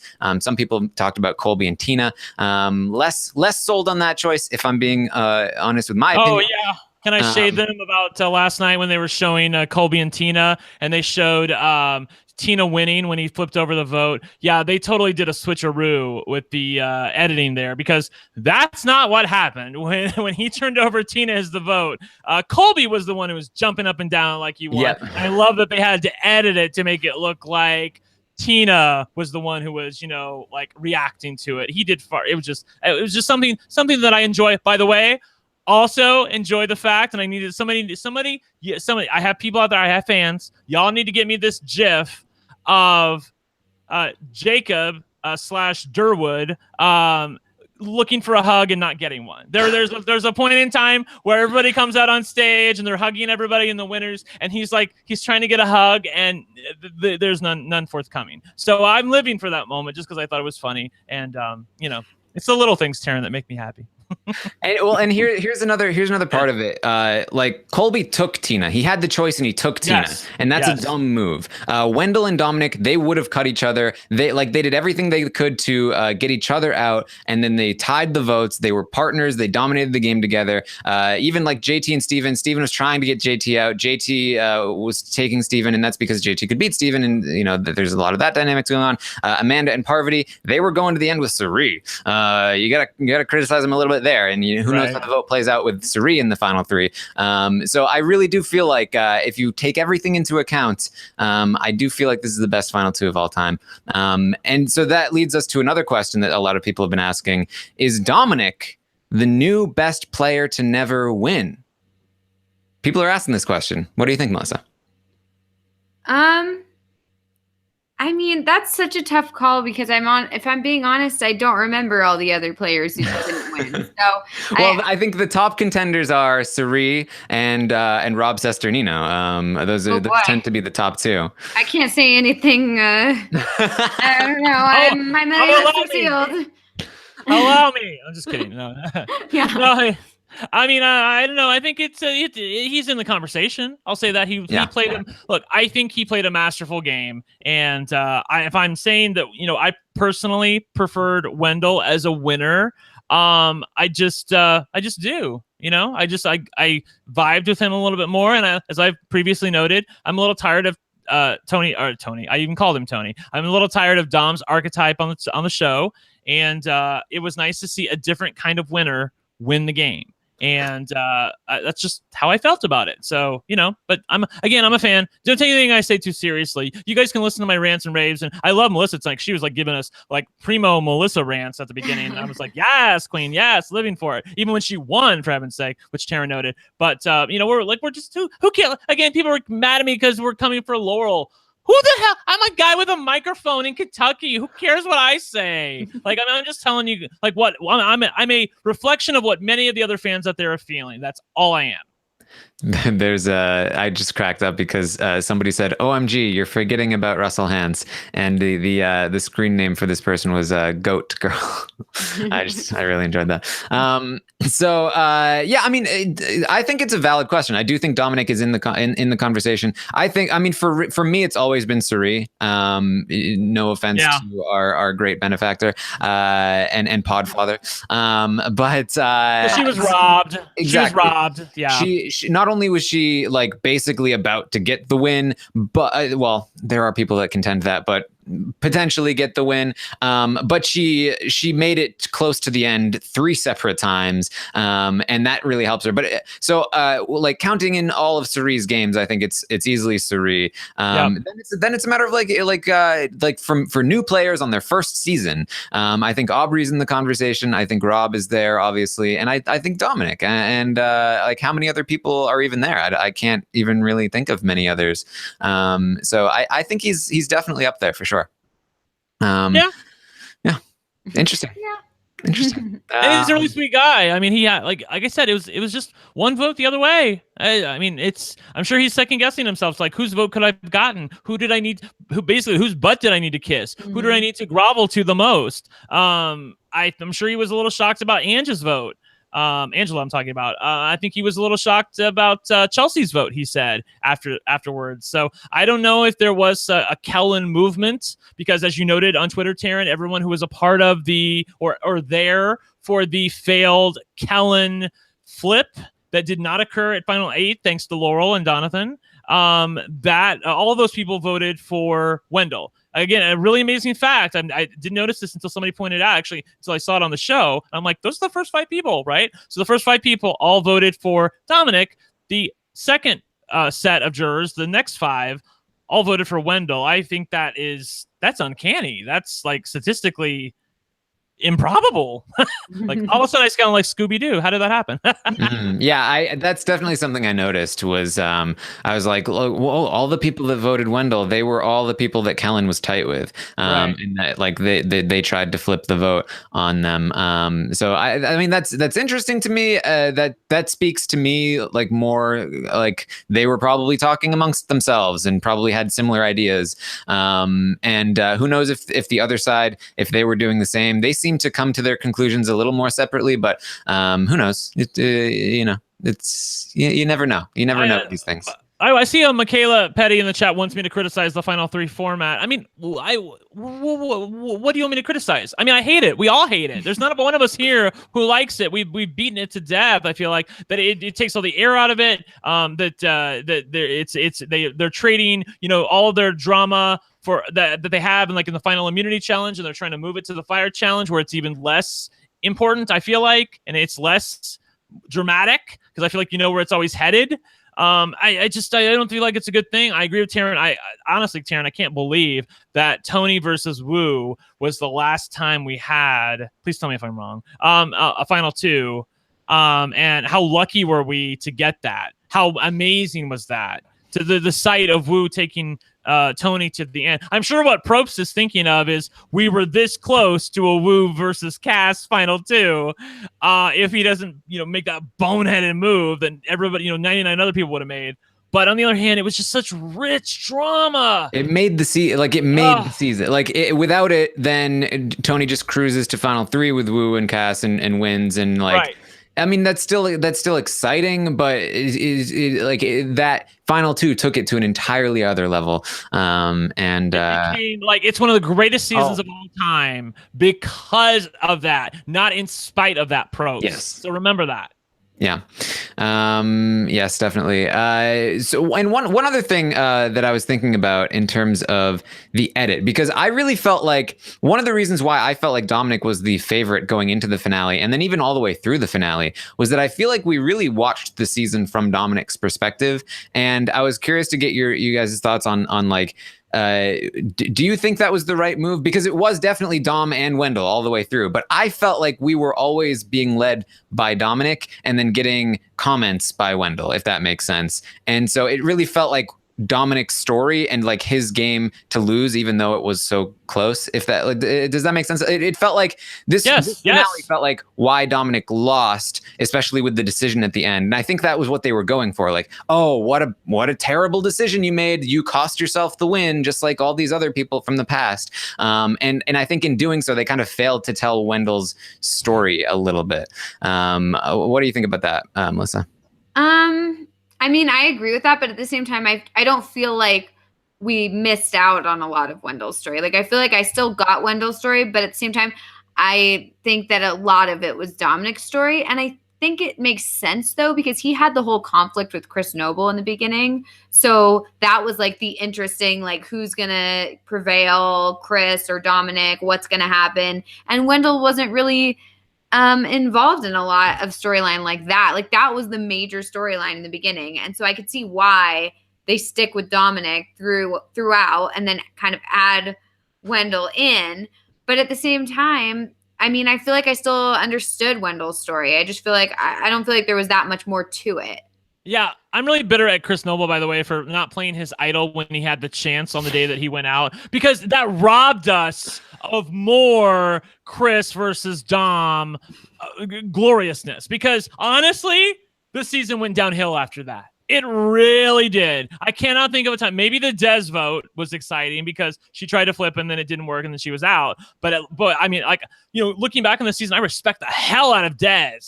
And, like Laurel, I'm just like, whatever, but who ended up in what? She ended up in 11th place. I feel like Des did something like that. And I'm like, still looking back at her going, I love the way she played. She went for it. She swung. She missed, but she swung. She tried. She recognized that you cannot go to the end with these mammoth threats over here. Oh, sorry, I'm getting on myself. But yes, I agree with you that we did see the game through Dominic's eyes. I was prepared for him to win. I was shocked when it didn't happen. And I don't know. At least we say that, we always talk about the fact that the editors rather, are a little predictable on Survivor, that you can kind of feel the way the wind's blowing. And I did not feel a Wendell win coming. I felt a Dominic win coming. And so when he ultimately got to 5, and by the way, that was a great moment when Probst is like, I'm going to read the votes. And I'm like, no, you're not. Yeah, I know. I was like, he's going to take it off and be like, just kidding. I'll see you at the finale. I literally said what, like in sync with Dominic. We both said what at the exact same time. What? And I was looking all around. I was looking all around to make it sure it wasn't a Thailand thing where they switched the set and now they're in Hollywood, but you didn't realize they're in Hollywood, because they've done that a couple of times. And I was like, are they still there? And I'm like, I think they are. So I'm like, what's going on? And then after about 6 votes were ready, it dawns on me what's about to happen. I'm like, okay, now I think it all hit us about the 6th vote, where it's Dominic Wendell, Dominic Wendell, and I'm like, oh, okay, that's why he's reading the votes. Well, it's funny because I didn't remember that it was you that said it, but I remembered that there was a theory that there was going to be a tie. So the second, the second I was like, what? Then I was like, oh my God, it's a tie. And and it was you in my head, Brent's dancing around in your head. He never leaves. So we have a question from Joe Brochacho on Twitter who wants to know: did anyone else think that Jeff was going to announce Eric and James as the team captains of David and Goliath? David versus Goliath. Oh, I didn't think about that, but yeah, that's a real missed opportunity, Melissa. That would have been really funny. Yeah, I was wondering what their whole thing was, bringing them in, but turns out it was really nothing. I think we can all agree the reunion was terrible, and what freaking terrible! It was freaking abominable, Probst. Okay, and I love you. I'm a fan of you, but this is terrible. I don't want to see a Kevin Hart infomercial, and I realize maybe there are some obligations with CBS. Stupid. But we don't. Survivor fans are loyal to you. We don't want to see stuff like that. We like the Probst from Thailand and from the Amazon and from All Stars where he's grilling the jury. Why? Hey, Kellen, why didn't you make this move? Laurel, why didn't you make this move? Chris, why didn't you play your idol? What was the downside to that? He's going. He doesn't need to talk to all the backbenchers. Yeah, talking to people in the audience, all that sort of stuff. I hate. It was. I agree with Jordan in the chat. It wasn't even a reunion. No, I honestly thought I was waiting for the reunions to start. I was like, okay, so when's the reunion start? And then it was like, oh, we don't. Do we not have a reunion? Because tape it? What? The show started. The final tribal council, when he read the final, or when he took the vote away, that was ended at 10:22, and it's going to go off at 11. They still have to do the promo for next season. Mm-hmm. They still have to read the vote. They still have to have Kevin Hart come out. Exactly. So what time do they have to talk to anybody? Maybe the show has just made a calculation that, people get all their information through, social media nowadays. And people like, Rob as a podcast and other places interview all of these people and get all that information better than we ever could in a live show. So we're not going to worry about that anymore. But I think that's a mistake. Learning the bad things from Big Brother. They shouldn't even call it a reunion. They should call it an after show. It's an after show. It is no resemblance to a reunion other than the fact that they are physically there, and not even all of them are physically there. What happened with that? Do we know? I have no idea. We have no idea. Okay, for those of you who don't know, Stephanie, my queen, who I picked to win it all. In the draft, I picked her number 1. She was gone in the 4th episode after Brendan, and she was not there at the finale. So given that they have a $10,000 appearance fee, If you show up, you get a $10,000 appearance fee. I don't know what would have happened, or for her not to be there, but we don't know as to the point at this point. I don't think she was banned, though. I think that perhaps maybe she was not able to come for whatever reason or another. But it must have been pretty amazing for her not to be able to come for $10,000, Taryn. Yeah. Can I have $10,000? Okay, she doesn't want her $10,000. Can I have that? Oh, but that's nothing, right? Like that's Right, like exactly. that's a fraction of the difference between third and question from Ringo. I thought this was an interesting comment, actually, an interesting perspective. Ringo says, I think Laurel played a similar game to Andy Herron up until the final 7. At that point, Andy gathered the outsiders to take out the Kingpins, which Laurel failed to do. Yes. Yeah, I thought she was playing really well throughout the whole beginning half of the game. I was like, I get it. I see what she's doing. And then she just didn't do And I gave her else. a pass when she didn't get on board with that Dez plan. I said, you know what? Maybe she doesn't trust Dez. It was infuriating to me, but I was like, okay, maybe she doesn't trust Dez. Maybe there's something I'm not seeing here. But I know she knows she cannot beat them, so she's planning it. She knows she's gonna do it at 8 or 7. She's got it in her head, and then it just never came. She was the constant Lucy with the football. She was a constant tease. And I just, bluntly speaking, I don't think played a good game. And I feel like I have support on that. I feel like I know people who don't think she played a very good game, who are, important people. And I'm just saying. I know people, Sarah. That's another thing about Brent, is that he judges his opinion based on how many or how important the people are that agree with him. Thank you. Which is why I like making polls. But yeah, I thought that was an interesting point. She basically did play a rat floater game in Survivor, and just like she choked on the point where Andy was able to bond with the outsiders, and then get his rats to swarm the Kingpins. And she didn't take the shot. Let's see. And that's the difference between her. Just to belabor that point for a second, because I do think it's a good point. Andy jumped from a place of relative safety because he knew that they were never going to turn on them. They have no reason to turn on Andy, but he knew he cannot beat them at the end. He needs to get them out of the game. So he's going to jump over here. It's murkier over here. He has relationships with these people, not all of them, but some of them. He's going to nurse that. He's going to try to make something out of that, because that's the way for him to get to the end of the game and win. And he did it, and it was masterful. Looking back on it, I'm like, how lucky were we to watch that game? That's just, not to sing Andy's praises too much, because he gets a big head, but you know what? It was really, really well done. Okay. Potentially the final question here from Jonathan. And I think this is another really good point. And potentially, I think the weakest part of Wendell's game. Jonathan wants to know, why didn't Wendell just take Dom out at final 6? This is when Wendell had immunity. Agree with this. This is when Donathan. I do the same thing. Yes. Dominic needs to bluff his way through. At this point, Wendell has immunity at final 6. He has the idol for final 5. He already had to win fire to make final 3. So there's no benefit to keeping Dominic around whatsoever. And yet he aids Dominic in his bluff to not only not vote Dominic out at final 6, but allows Dom to keep his idol for final 5, basically ensuring that Dominic is going to make it to final 4. And I really felt like that was a very needless risk here. You agree, Brian? 100,000%.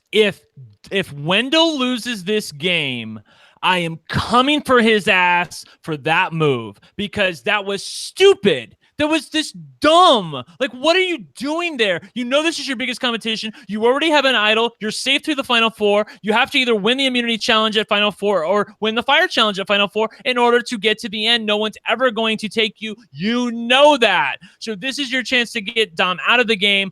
But it's like, to the victor goes the spoils. As Rob always says, the hero gets to tell the tale.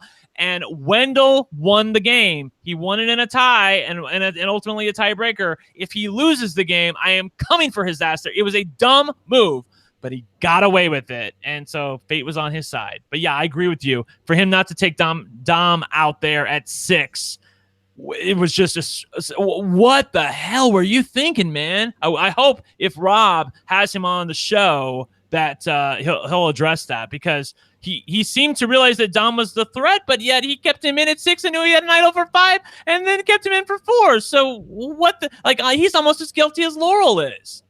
I mean, I think if I'm guessing Wendell's answer, it would probably be something I disagree with, but I think his answer would be Sebastian was also a big jury threat, and also good at competitions. I think Dominic is more of a threat with competitions, and obviously also more of a jury threat. I could be wrong there, but I think even if you think that, which I think is incorrect to begin with, then at the very least force Dominic to play the idol in order to get Sebastian out. Then you can have a shot at him potentially at Final 5, which he doesn't do. And if anything, he helps Dominic sell the plan to bluff it, which also helps Dominic sell himself to the jury potentially. I just really felt like that was a big missed opportunity for Wendell. What do you think, Melissa?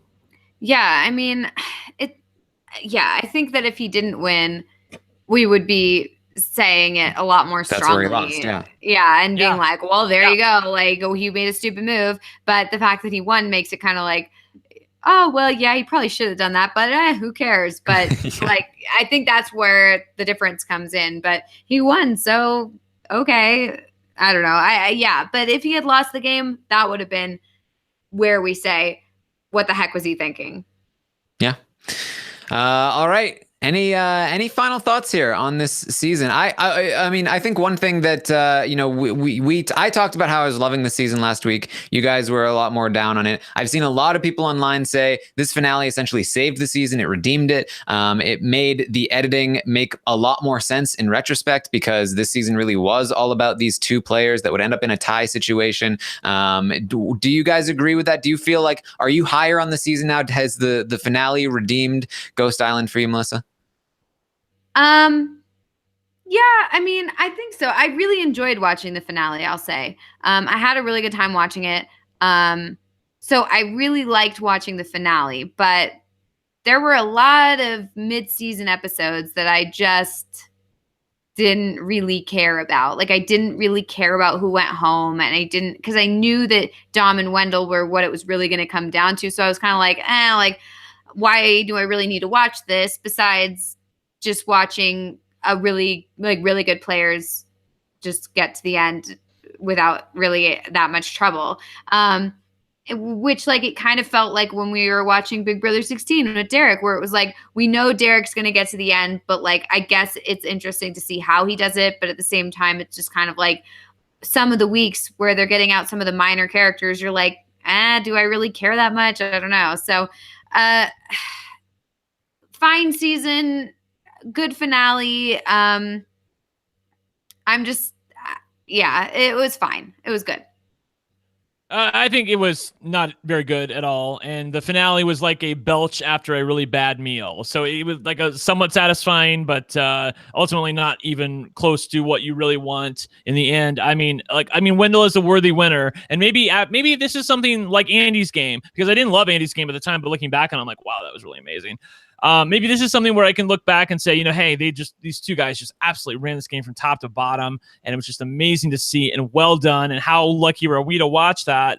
But their competition was just so laughably bad or chicken that I'm having trouble right now appreciating it, because I just was never ever into this season. It always felt like it was the Dom and Wendell show. It was the Dom and Wendell show. That's why they were showing it to us the way that it was happening, because it was their story. And I'm really hoping that for this next season of Survivor, that there are some game people there who are willing to go for it. And I also, of course, it's already taken place. They've already taped it. But as noted on Twitter by a few people, that if you are somebody who's playing Survivor and you get to, like, say, Final 12, Final 11, Final 10, you need to get anybody who looks like they're an idol finder out of the game, because they will find it. Anybody who's an alpha male who you think is a likely recipient of an idol, just get rid of them, because otherwise they're probably going to be safe from the final 8 on. Yeah, seriously. So did you guys like the pre-merge, though? Because I've heard from a lot of people that the pre-merge was great. There were a lot of great characters in the pre-merge. Unfortunately, we lost a lot of them, but it still made for a good pre-merge. Do you agree with that? Yes, I'm Melissa, go ahead. I'm sorry. No, Okay, so I mean, like the pre-merge was freaking great. Okay, so like you have a first vote, Gonzalez out of nowhere. If you thought for sure it was going to be Jacob, but then he gets sent to a Ghost Island, and then it's the second episode he goes out. Then there's a swap, and unbelievably, Navidi ends up in the majority on both. You're sort of tearing your hair out, and then Michael has the double idol play that doesn't work, and you thought it was going to work, and then Bradley's like the mustache twirling villain on the side. Then you have Goddess Stephanie, who was running things when it was Malolo. Now she's on the bottom. She goes out, heartbreaking to watch. And then Bradley finally gets his comeuppance in episode 7. I mean, and then there's the great to Morgan vote out in was it episode 3 or 4? I lose track at this point. What was it? I forget where it was, but it was masterfully done by Laurel and Donathan and James and Libby. I can't believe I remember them all who were on that team when they voted out Morgan and they blindsided Dom. Because that was the only time in the game where Dom had been had. Mm-hmm. And he responded well. He didn't lash out at them. He was nice to them. He said, hey, I understood it. That was a great play. He gave it up to them, stroked their ego a little bit. And I really think that paid dividends in the long run because, Laurel ended up working with him, even though she was clearly lying to him at that point. And so that the whole pre-merge was great. Like I said, Noble and Desiree were the places where this season really could have taken off. And it just petered out. Yeah, I mean, so if I'm going to make a case for this season, I would say, like, I agree. I thought the pre-merge was great, and I think the merge episode was a fantastic episode. Those are the first 8 episodes. Then there's a stretch of 3 to 4 episodes, because I think the Desiree episode was pretty good too, which leaves 3 episodes that were really slow, and then the finale, which I think was really great. So I think that, like, I think it lost its momentum for a lot of people, but I would say, like, if you did enjoy the pre-merge, and you enjoyed the finale, and you enjoyed the merge, then there's only really a couple episodes in there, and I think that it's a season that will probably be a lot better on a rewatch when you're not waiting a week in between each episode. It was so grating, though, Melissa, to watch Laurel continually tease us over and over again and not pull the trigger. It was so grating to watch. And full disclosure, obviously, Laurel is a patron of Rob as a podcast. Before the season aired, she said, "Hey, just want to let you guys know I'm on this next season of Survivor," and so I held her to a pretty high standard. I held her to whatever standard that I would hold a regular patron of Rob as a podcast to. And she didn't meet that. And I wanted her to do well. I was living for her early on. And then I felt like she faded away from the person that she was. Maybe food has a lot to do with that. Obviously, on Survivor, you don't eat a lot. I know that they were talking about the fact that they weren't eating well on the island. And Angela was deteriorating, Sebastian said. So maybe there's something to that. But Laurel didn't say anything about that. So I don't know how much stock to put in that. All right. Any final thoughts here before we wrap this up? We also need a hashtag from the chat. So give me a hashtag. But go ahead. I need my Jacob not getting a hug gif. So y'all need to get on that because no one sent that to me yet. I'm just looking. But that's all. Also, do you like how it's now pitch black in here? Yeah, yes! It was so bright before. I know. Well, there's no lights in this room because this is a new house. So I was literally relying on natural light, and I figured we'd be done before the sunset. Never figure we'll be done before the sunset. Guess not. I know, it's like television cameras though. Like the camera adjusts to the light in the room because we can see you pretty clearly right now. Yeah, I turned up the brightness on my screen. That's literally all I had. Okay. Well, it's very becoming. It looked like you have flawless skin. Yeah, I was like, I gave a lot of looks this podcast. I had like the queen thing. I had the brightness. Then I had like sun right on my Queen face. of then Darkness. no sun. Then now yes, there it is. Melissa, Queen of Darkness. It's the hashtag, I think. Draft Queen of Darkness. There we go. Hashtag Draft Queen of Darkness. So make sure you continue to tune into our coverage here. I hope you enjoyed our Survivor coverage. I'm sure we'll be back for next season of Survivor as well.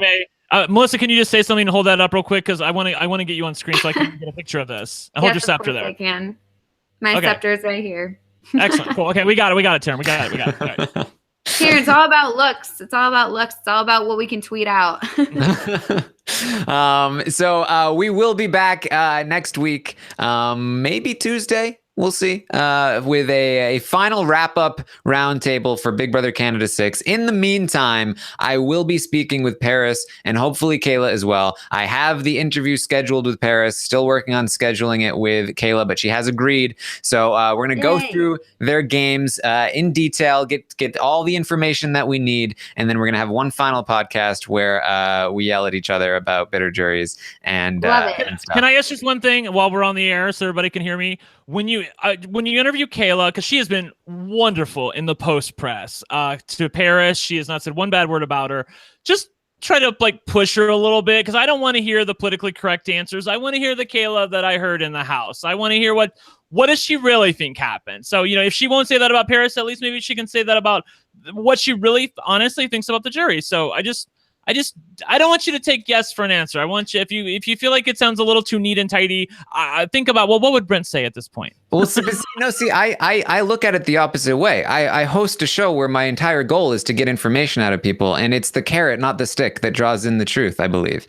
I respond pretty well to the stick. Give me a because I think the second you start yelling at someone, they're just going to get defensive. They're going to put walls up. They're not going to do anything. I want to know what Kayla thinks about the final jury questioning and what Paris thinks, or not the final jury questioning, the winners questioning when they like talk to the past winners. I want to know what both Paris and Kayla thought about that, and if they think they changed their answers based on that, like, or their final speeches or whatever based on their meetings with the past winners, and if they would do anything different now knowing that they could have changed it based on their experience with the past winners. Yeah, there you go. Feel free to send questions into me as well if you want to get your questions asked. But yeah, you gotta convince them that you're on their side, and they'll open up and they'll be like, "Oh, you agree with me? Okay, that means I can tell you more." So very excited about that. Very excited to wrap up Big Brother Canada 6, and then I'm sure we've got some more stuff headed your way about Big Brother 20. We might have an Amazing Race podcast at some point.